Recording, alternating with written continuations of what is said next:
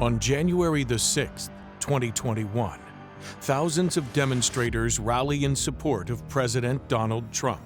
Within hours, the seat of American democracy will be overrun for the first time in more than 2 centuries. Catastrophes like this are not born in a single moment. They are built. Let's rewind the clock and revisit events as we count down to disaster. The seeds of January 6th were planted weeks before the riot itself. On November 7, 2020, major news networks declared Joe Biden the winner of the presidential election. But President Donald Trump refused to concede defeat. Good evening. I'd like to provide the American people with an update on our efforts to protect the integrity of a very important 2020 election. If you count the legal votes, I easily win. If you count the illegal votes, they can try to steal the election from us. He repeatedly claimed the election had been stolen. More than 60 lawsuits challenging the election results were dismissed or withdrawn, but the message had already spread, including the Supreme Court refusing to hear a major challenge from Texas. So we've spent a lot of time on this, and if we could just go over some of the numbers, I think it's pretty clear that we won. You have drop boxes where the box was picked up and not delivered for 3 days. So all sorts of things could have happened to that box. We have many times the number of votes necessary to win the state. Much of this is they're certified. Far more is certified than we need. And the real truth is I won by 400,000 votes, at least. That's the real truth. For many supporters, the belief that the election had been rigged became fact. Do you think the president broke the law in that phone call? Get with our comms department, we'll set up an interview. Online forums and extremist groups began calling for action. Plans circulated for a mass demonstration in Washington, D.C., timed for January 6th. The day Congress would formally certify the Electoral College results. Thank you. I have 2 words to say. Thank you, Jesus. Because I am living proof that God can do anything. And when I was targeted for a legal lynching just up the road, in a Soviet-style show trial, and when a wicked judge wanted to send me to a COVID-19 infested prison because they did not want my appeal to reach the courts, because it would expose their corruption. Some groups were already preparing for confrontation. Members of the far-right Proud Boys and Oath Keepers traveled to Washington. Others organized online, calling the gathering a final chance to stop the transfer of power. The stage was set. Thank God for giving the greatest president since Abraham Lincoln the wisdom, the courage, the strength to correct this injustice. We have only begun to resist the globalists. We have only begun our fight against their tyranny. They have tried to steal this election in front of everyone. And as I told them 20 years ago, I tell them again, I don't know how this is going to end, but if they want to fight, they better believe they've got one.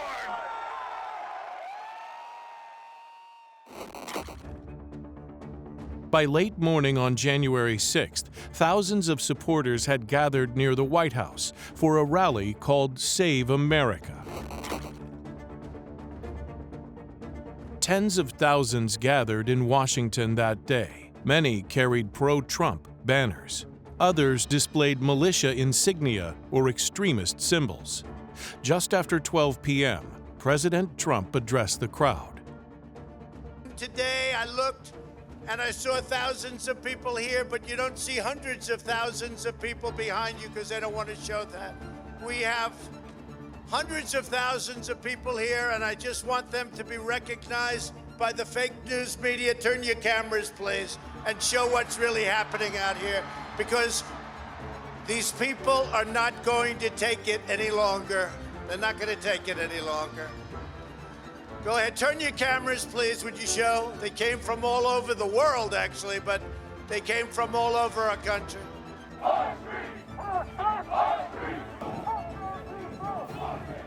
Meanwhile, several groups had already begun moving toward the Capitol building. Police had erected barriers along the outer perimeter, but the security presence was limited. Around 1,200 Capitol police officers were deployed to protect the entire complex, and intelligence warnings about potential violence had not triggered a major reinforcement. He has more fight in them than every other one combined, and they need to stand up, and we need to march on the Capitol today. And to use a favorite term that all of you people really came up with, we will stop the steal.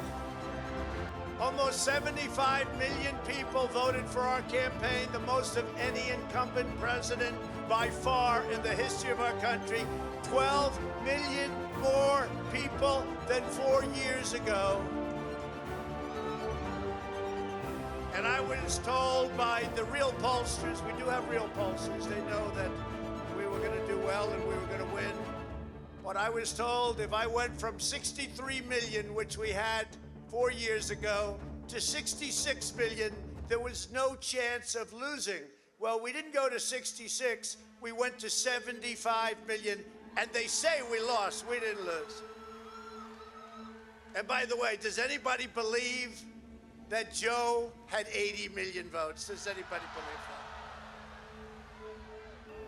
that? The situation was tense, but the session of Congress continued inside.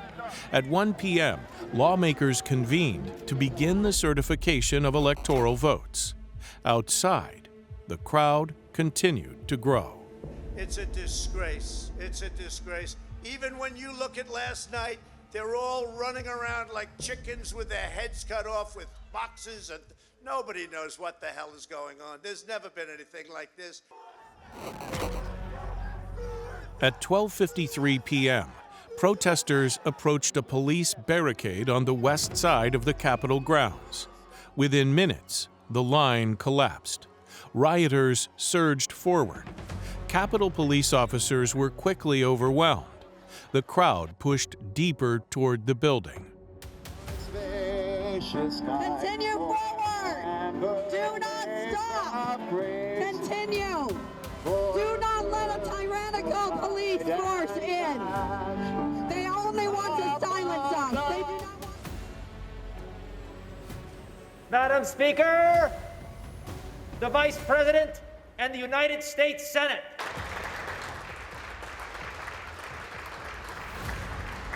Requests for backup began almost immediately, but reinforcements were slow to arrive.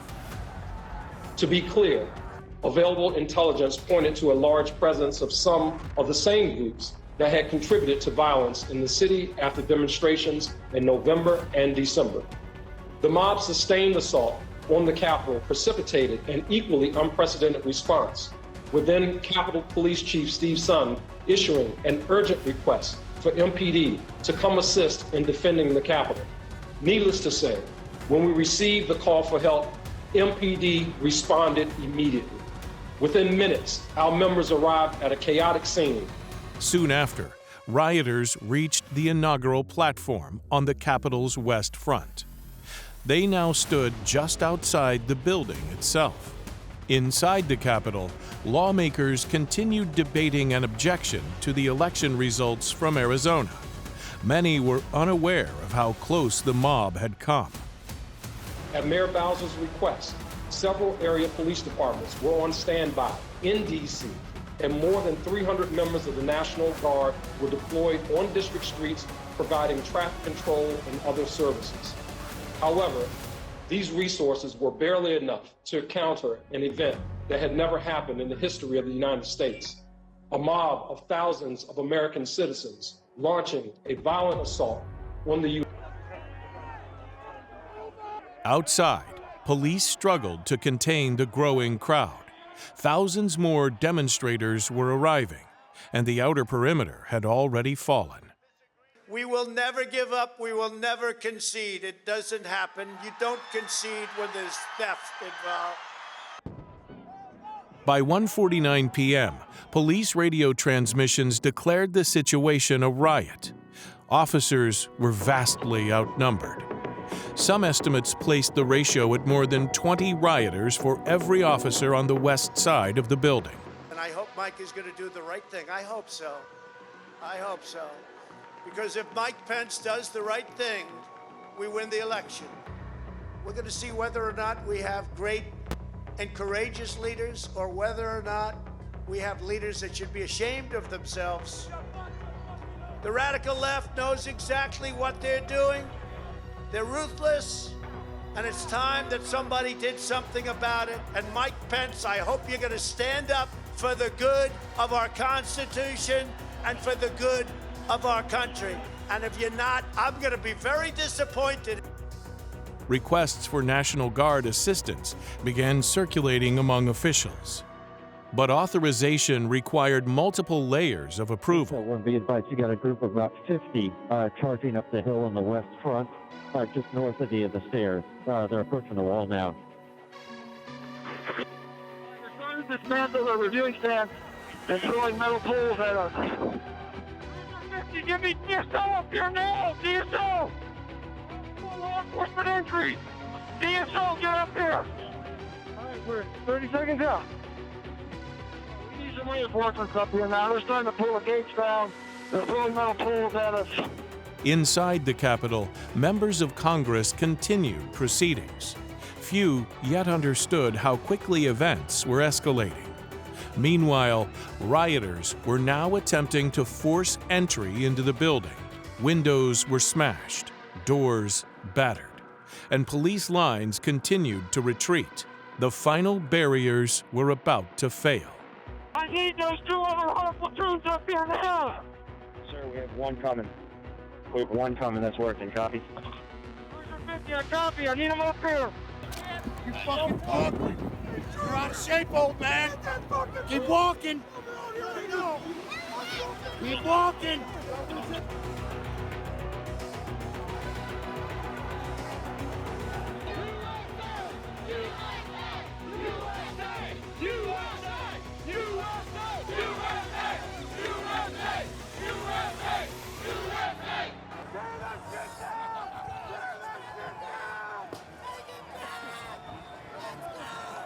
To 50 be advised, Cal Police 1 advised they're trying to breach and get to the Capitol.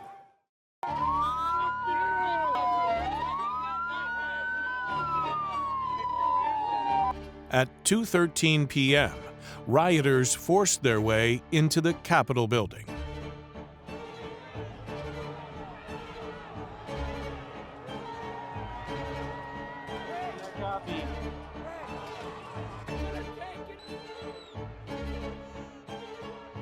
The first attackers entered through the Senate wing. Within minutes, others flooded through doors and broken windows on multiple sides. Police issued an emergency alert. The Capitol had been breached. And we'll stand in recess until the call of the chair. We'll pause. Protesters are in the building. Thank you. There wasn't anything you said. Inside the Senate chamber, Vice President Mike Pence was rushed to safety by Secret Service agents less than a minute before rioters reached the hallway outside. The Senate session was suspended.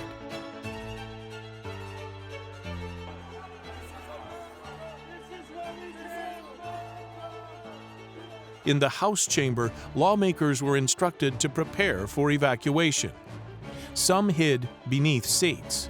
Others barricaded doors. Just outside the chamber, Capitol police officers drew their weapons. For the first time in modern American history, the peaceful transfer of presidential power had been interrupted by force.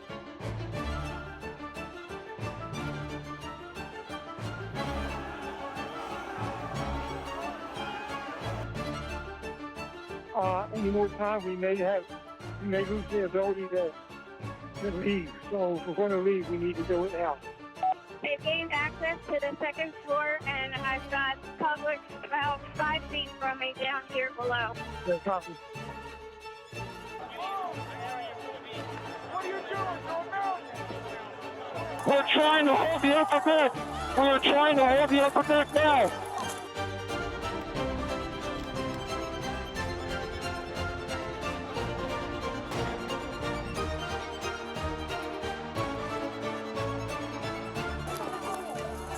We need to hold the doors of the Capitol.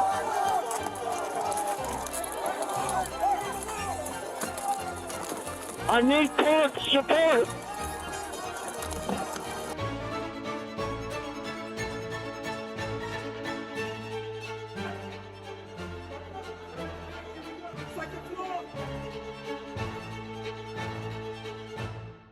The door's barricaded. There's people flooded the hallways outside. We have no way out. At 2:24 p.m., President Trump posted a message criticizing Vice President Mike Pence for refusing to overturn the election results. Inside the Capitol, rioters began chanting, "Hang Mike Pence," which echoed through the building. As rioters moved through the halls of Congress, lawmakers were escorted through hidden corridors and staircases. Outside, a makeshift gallows had been erected.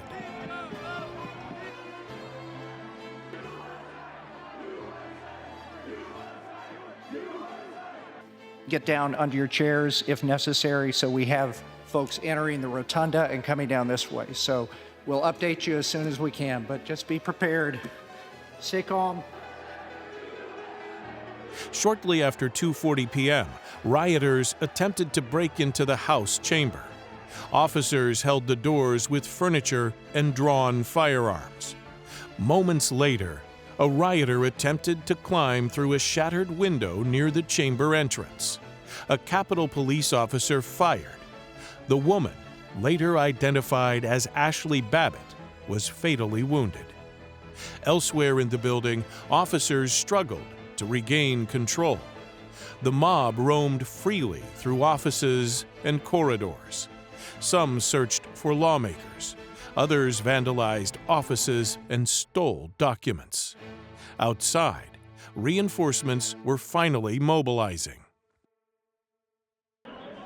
Shortly after 3 p.m., the Pentagon approved deployment of the National Guard. Additional police agencies from across the region began arriving. Slowly, law enforcement pushed rioters out of the Capitol building.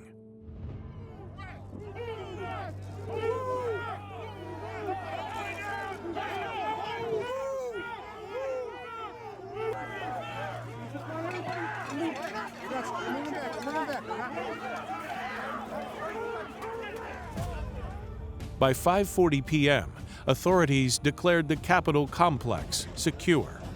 But the damage had already been done. 5 people died in connection with the attack. More than 140 police officers were injured, and the building itself had been ransacked.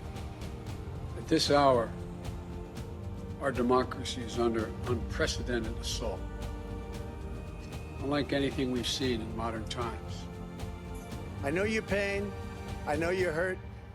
We had an election that was stolen from us, but you have to go home now. We have to have peace. We are the angels. We make a difference. For nearly 3 hours, rioters controlled parts of the Capitol.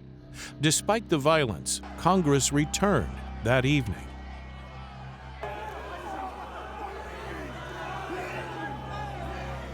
The joint session resumed. The Senate will come to order. Today was a dark day in the history of the United States Capitol. But thanks to the swift efforts of U.S. Capitol Police, federal, state, and local law enforcement, the violence was quelled. The Capitol is secured, and the people's work continues. Lawmakers continued the certification process that had been interrupted hours earlier. The debate continued late into the night.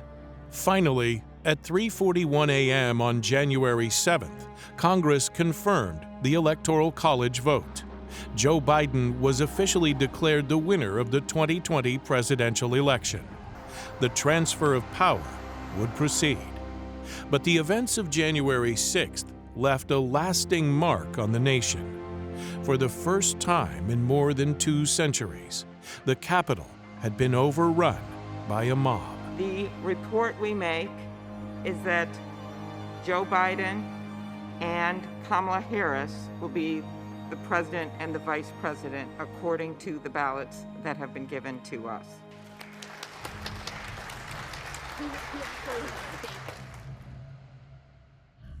By the time the barricades fell, the momentum was already unstoppable. The disaster had been building long before the first window shattered. And in the hours that followed, the foundations of American democracy were tested like never before.